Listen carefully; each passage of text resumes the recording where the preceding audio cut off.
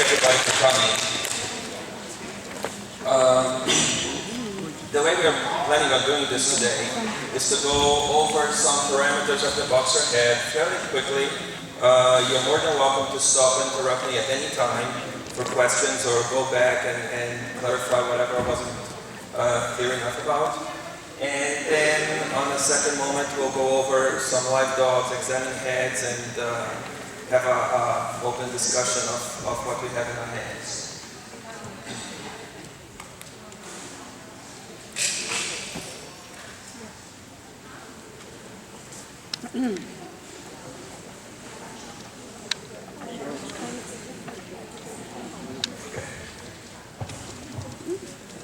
Actually, I'm going to start with a question, which is the actual origin of the Munich silhouette.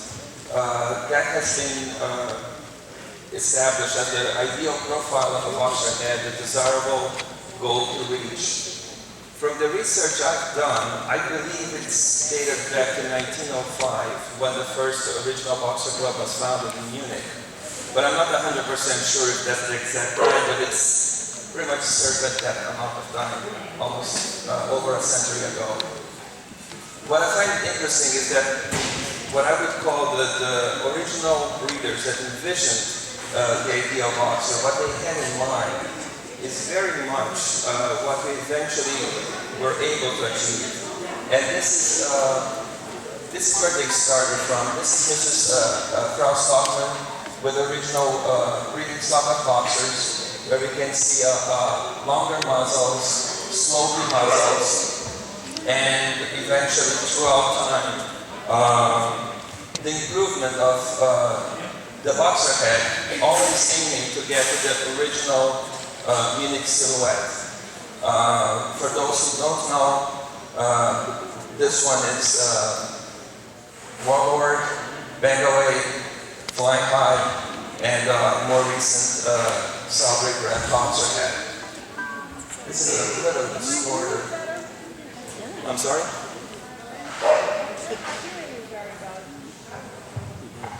You're having problems with the audio. Can you hear me? Is it?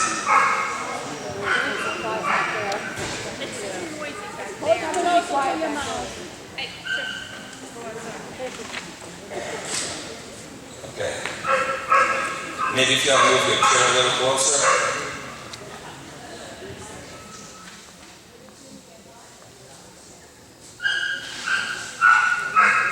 Here's just a basic introduction to the terminology that we normally use to address BOXER head.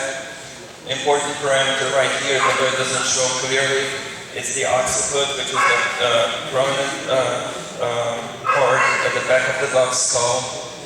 The stop, chin, flues, muzzle, eyebrows, which is something that BOXERs should have very well developed, and the rise of skull, which is something that is very distinct when you look at American BOXERs and BOXERs bred in Europe.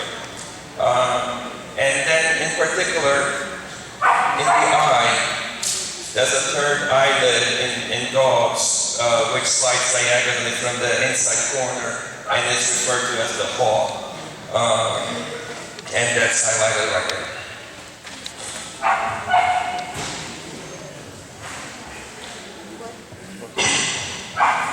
I would say that when you're evaluating a BOXER head, the most important aspect is expression. The expression is the result of all the parts being proper. If you have a good built head, if you have the right proportions, if you have the right coloring of the eyes and shape of eyes, and most importantly the shape of the muzzle, it's going to result in an expression that's described in the standard as alert and intelligent. It's only two words, but they're very meaningful because they do describe the proper expression of the breed, and they are the consequence of all the parts being in place, or at least to an extent where it's not shocking and not altering that expression.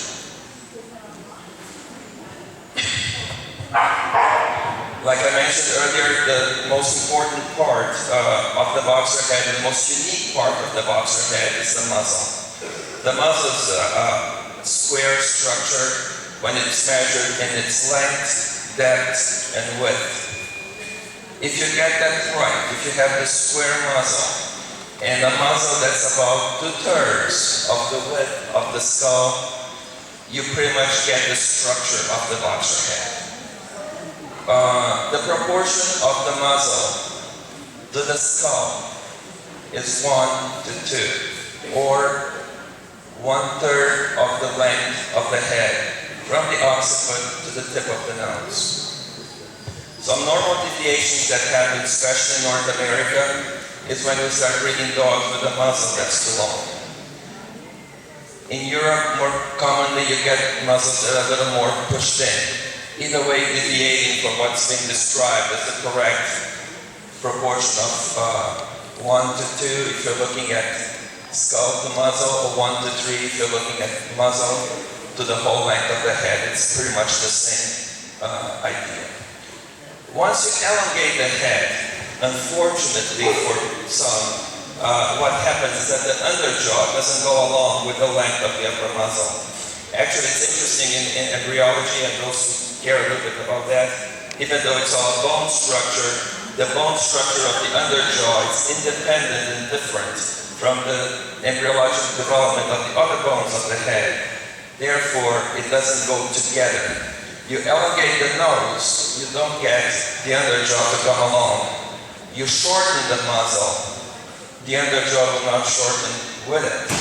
And what we expect in a boxer is to have a perfect meeting of the upper and the lower lip. No one upper or lower lip projecting above the other. And that's what's happening here. Muzzle too long, the upper lip covering the lower lip, and here the opposite situation.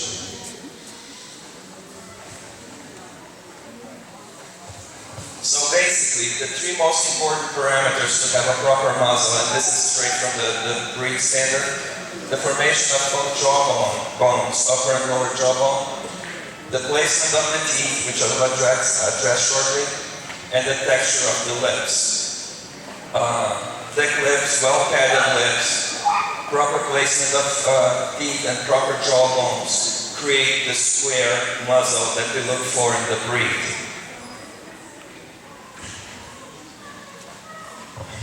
And boxers are unique among other breeds because not only it's undershot, but it's a very specific way of being undershot.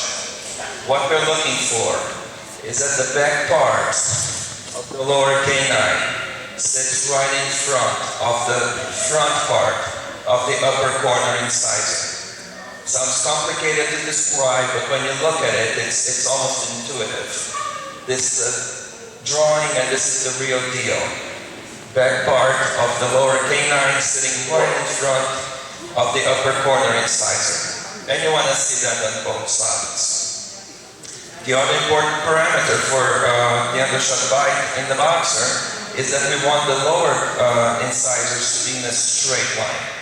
It's very common to find them either rounded, which some, especially old timers, used to refer to as a spoon mouth, or disaligned.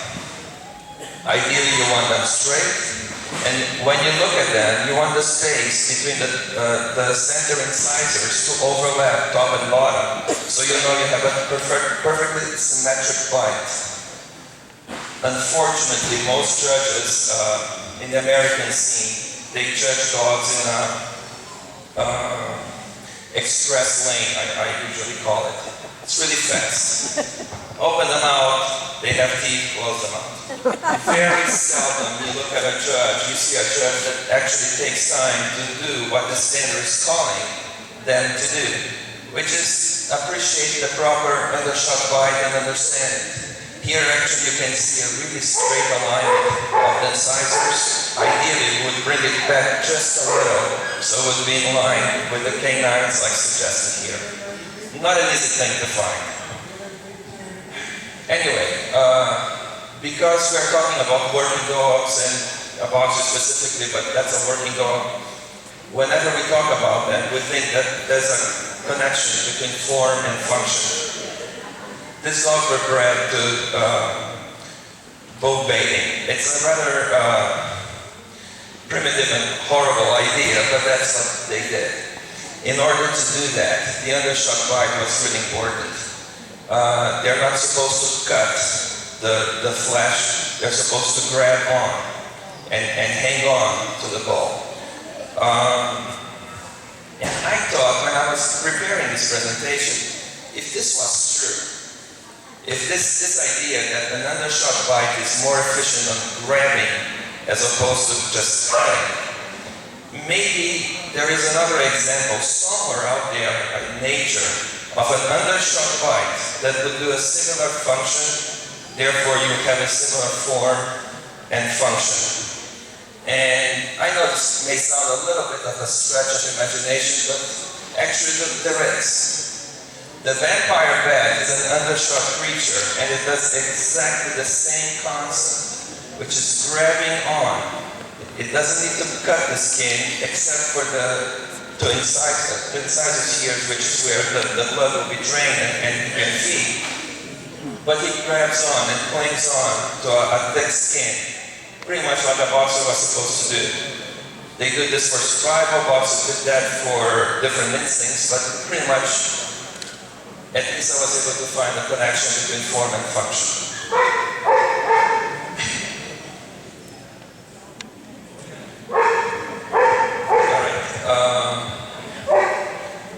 Another concept that's important for us to have an idea of is the malleability, the flexibility that dogs have when it comes to breeding into changing shapes. We can breed small dogs, big dogs, long heads, short heads, and they all come with some consequences. So, like I said, when you shorten the head, the underjaw doesn't follow. That's why short heads, which is normally called brachycephalics, will tend to be undershot. The thing is, when you shorten the head extremely, you have the eye placement rather frontal and circular.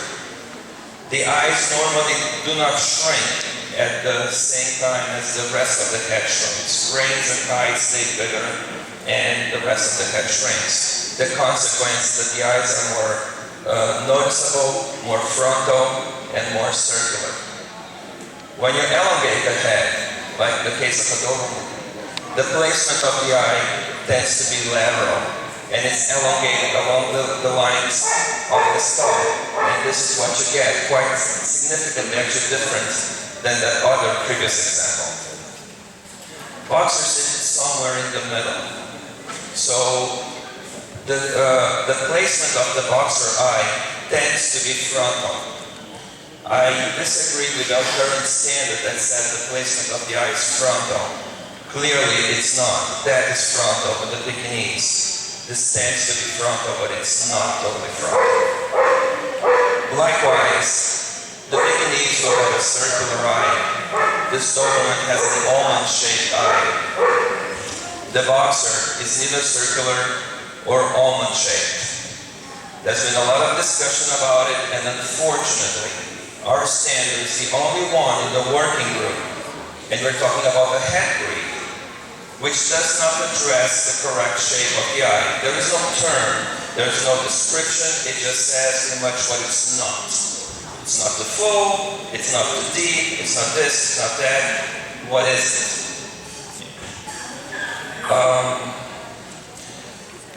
Whoops.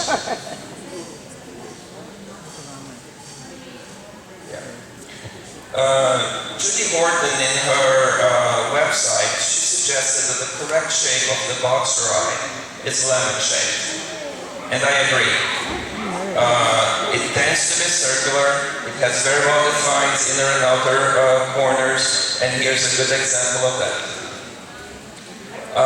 And while we're addressing the eye, I just wanted to point out the things that change the expression, even though it doesn't really change structure and conformation, is the coloring of the paw, which our standard calls for to be pigmented, preferably pigmented. This is an unpigmented paw. This is the difference of expression of the exact same head, if the haw was pigmented. And here's something that I find extremely unattractive. It's a light eye. Our standards from a few years ago, actually I guess two standard changes ago, we used to address it as expression such as a bird of prey. And I like that expression, that terminology. I wish it would have remained. It's a very objective way to characterize a fault, which breaks the softness and the intelligent expression of the boxer.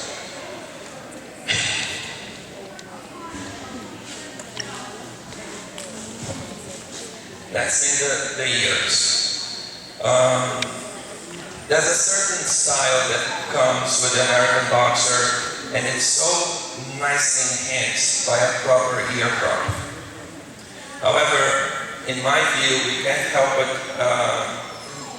accept the trend of natural ears, and I hate to say eventually natural tails. The essence of the breed doesn't change because the ears weren't cropped.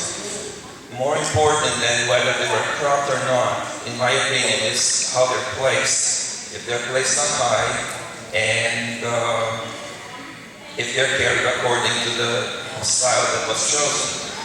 If you choose to have a cropped ear, it would be very appropriate to have them stand properly like the Santa calls for.